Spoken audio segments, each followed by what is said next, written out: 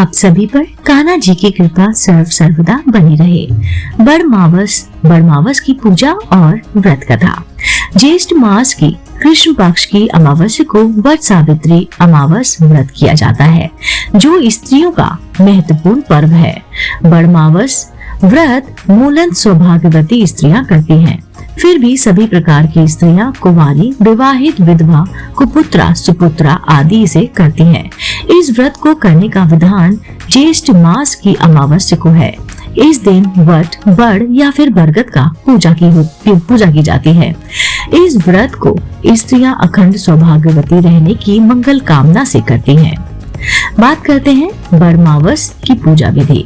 व्रत विधान प्रातःकाल स्नान आदि के पश्चात बांस की कटोरी में सप्त धान भरकर ब्रह्म की मूर्ति की स्थापना करें।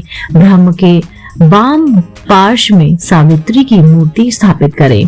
इसी प्रकार दूसरी टोकरी में सत्यवान तथा सावित्री की मूर्तियों की स्थापना करें। टोकरियों में वट वृक्ष के नीचे ले जाकर रख दे। ब्रह्म और सावित्री के पूजन के पश्चात सावित्री तथा सत्यवान की पूजा करें। उसे वड़ की जड़ में जल खींचना चाहिए। पूजा के लिए जल, मौली, रोली, कच्चा सूत, भिगोए हुए चने, पुष्प तथा धूप होने चाहिए। जल से वट वृक्ष को सींचकर इसके तने के चारों ओर कच्चा धागा लपेटकर 3 बार परिक्रमा करनी चाहिए। बड़ के पत्तों के से बने गहने पहनकर वट सावित्री की कथा सुननी चाहिए। भीगे हुए चनों का बायना निकालकर उसके ऊपर रुपए रखकर सासू जी के चरण स्पर्श करके उन्हें देना चाहिए। यदि सासू जी दूर हो तो बायना बनाकर वहां भेज देना चाहिए। वट और सावित्री की पूजा के पश्चात प्रतिदिन पान, सिंदूर और कुमकुम से सौभाग्यवती स्त्री की पूजन का विधान है। पूजा की समाप्ति पर व्रत के फलदायक होने के लक्ष्य से ब्राह्मणों को वस्त्र तथा फल आदि वस्तुएं बांस के पात्र में रखकर दान करनी चाहिए। अब बात करते हैं बड़मावस व्रत कथा के बारे में। इस दिन व्रत करने के साथ साथ बड़मावस व्रत की कथा भी सुनी जाती है। बड़मावस की व्रत कथा को सुनने और कहने से मनोकामनाएं पूर्ण होती हैं। भद्र देश में अश्वपति नाम का राजा था, जिसके संतान नहीं थी। उसने बड़े बड़े पंडितों को बुलाया और कहा, मेरे संतान नहीं है, इसलिए तुम ऐसा उपाय करो जिससे मेरे संतान हो जाए। पंडितों ने कहा, राजन, आपके भाग में एक कन्या लिखी है। 12 वर्ष की आयु में ही उसके पति की मौत होने के कारण वह विधवा हो जाएगी। राजा ने कहा, मेरे पुत्र नहीं होगा तो मेरा वंश कैसे चलेगा। बाद में खूब यज्ञ, हवन इत्यादि कराए गए। जब पंडितों ने कहा कि उस लड़की से पार्वती की ओर बड़ सायत अमावस्या की पूजा कराना, यज्ञ होम कराने से उसकी स्त्री गर्भवती हो गई और एक कन्या पैदा हुई, तो उसका नाम सावित्री रखा गया। तब पंडितों ने उसकी जन्म पत्री देखकर कहा कि जिस दिन यह कन्या 12 वर्ष की होगी उस दिन इसका विधवा होना तय है, इसलिए इसे पार्वती जी और वड़ सायत अमावस्या की पूजा करवानी होगी। जब सावित्री बड़ी हुई तो उसका विवाह सत्यवान के साथ कर दिया गया। सावित्री के सास ससुर अंधे थे, जिसकी वह बहुत सेवा किया करती थी, और सत्यवान जंगल से लकड़ी तोड़कर लाया करता था।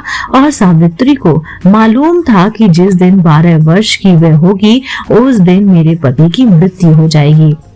जिस दिन जब वह 12 वर्ष की हुई उसे पता था कि आज उसके पति की मौत होगी, इसलिए उस दिन वह अपने पति के साथ हाथ जोड़कर बोली, आज मैं आपके साथ चलूंगी। तब सत्यवान बोला, तू मेरे साथ चलेगी तो मेरे अंधे माँ बाप की सेवा कौन करेगा। अगर वह कहेंगे तो तेरे को ले चलूंगा। फिर वह अपने सास ससुर के पास गई और जाकर बोली, तुम कहो तो आज मैं जंगल देखने चली जाऊं। जब वह बोले, बहुत अच्छी बात है, चली जा। जंगल में जाकर सावित्री तो लकड़ी तोड़ने लगी और सत्यवान पेड़ की छाया में सो गया। उस पेड़ में एक सांप रहता था, जिसने उसे डस लिया। वह अपने पति को गोदी में लेकर रोने लगी और महादेव और पार्वती जी वहां पर जा रहे थे। उन्हें उनके पैर पकड़ लिए और बोली, मेरे पति को जिंदा कर दो प्रभु। जब वह बोले कि आज बड़ सायत अमावस्या है जिसकी तू पूजा करेगी तो तेरा पति जिंदा हो जाएगा।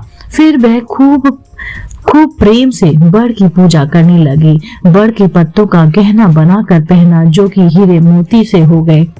इतने में धर्मराज का दूत आ गया और उसके पति को ले जाने लगा, तो उसने उनके पैर पकड़ लिए। तब धर्मराज बोला कि तू वरदान मांग, तो उसने कहा कि मेरे माँ बाप के पुत्र नहीं है। तब धर्मराज बोला कि सत्य वचन हो जाएगा। फिर वह बोली मेरे सत्यवान से 100 पुत्र हो जाएं। फिर धर्मराज बोला 100 पुत्र हो जाएंगे। फिर वह सत्यवान को ले जाने लगे।